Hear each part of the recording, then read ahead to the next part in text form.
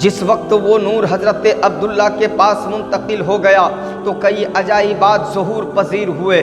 آپ فرماتے ہیں کہ بطحائے مکہ سے چل کر کوہ صبیر پر چڑھا جاتا تو میری پشت سے ایک نور نکل کر دو حصے ہو جاتا، ایک حصہ مشرق میں اور دوسرا حصہ مغرب میں پھیلتا چلا جاتا اور بصورت بادل مجھ پر سایہ کر دیتا۔ پھر آسمان کا دروازہ کھل جاتا اور وہ نور آسمان پر چڑھ جاتا، تھوڑی دیر بعد لوٹ کر پھر میری پشت میں مل جاتا، اور جب میں زمین پر بیٹھتا تو زمین سے آواز آتی، اے وہ ذات جس کی پشت میں حضور علیہ السلام کا نور مقدس ہے، آپ پر میرا سلام ہو۔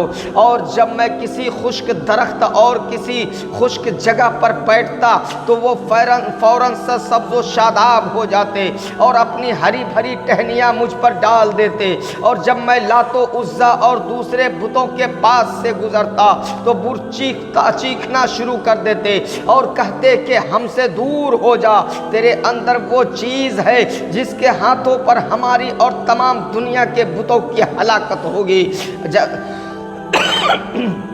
آپ کے یہ عجائبات دور دور تک مشہور ہو گئے تو 70 یہودیوں نے آپس میں عہد و پیمان کیا کہ جب تک عبداللہ کو قتل نہ کرے ہم اپنی قوم کو منہ نہیں دکھائیں گے۔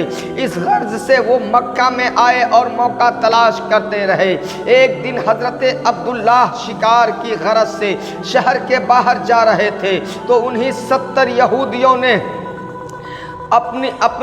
اپنی سر آلود تلواروں کے ساتھ آپ پر حملہ کر دیا۔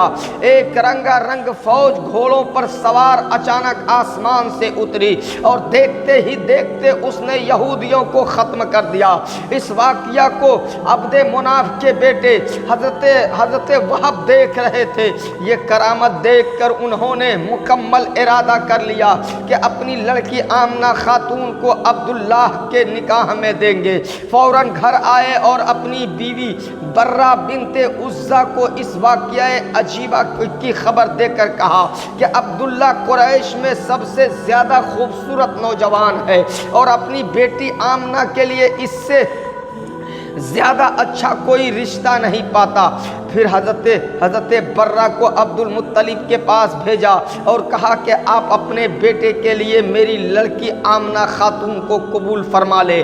حضرت عبد المطلب نے اس کو پسند فرمایا اور حضرت آمنہ اور حضرت عبداللہ کے نکاح میں آ گئی۔ یوں وہ نور حضرت آمنہ کی طرف منتقل ہو گیا۔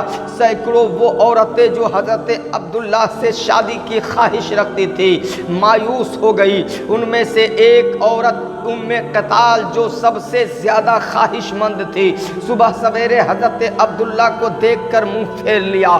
آپ نے فرمایا کہ تو نے اعراض کیوں کیا؟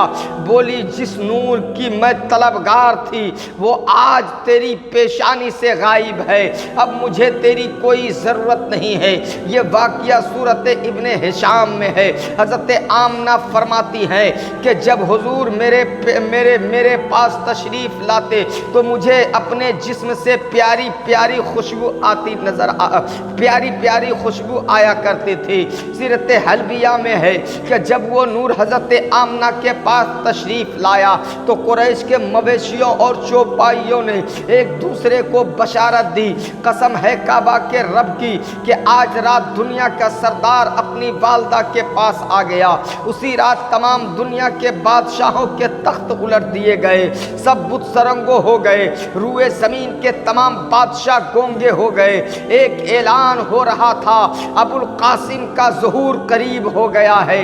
آپ فرماتی ہیں کہ پہلا مہینہ گزرا تو میں نے بلند قد والا آدمی دیکھا جس نے بڑی تسلی کے لہجے میں فرمایا کہ آمنہ تجھے خوشخبری ہو کہ تو نبیوں کے سردار کی حاملہ ہے۔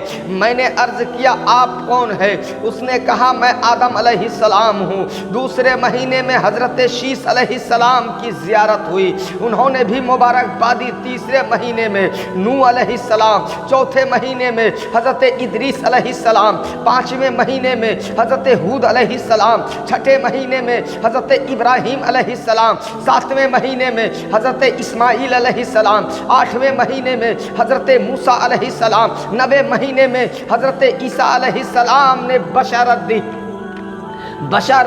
حضرت آمنہ فرماتی ہے کہ مجھے ان 9 ماہ میں نہ کچھ بوجھ محسوس ہوا اور نہ کوئی ایسی چیز جو عورتوں کو پیش آتی ہے، میں اس سے بالکل برا اور صاف رہی۔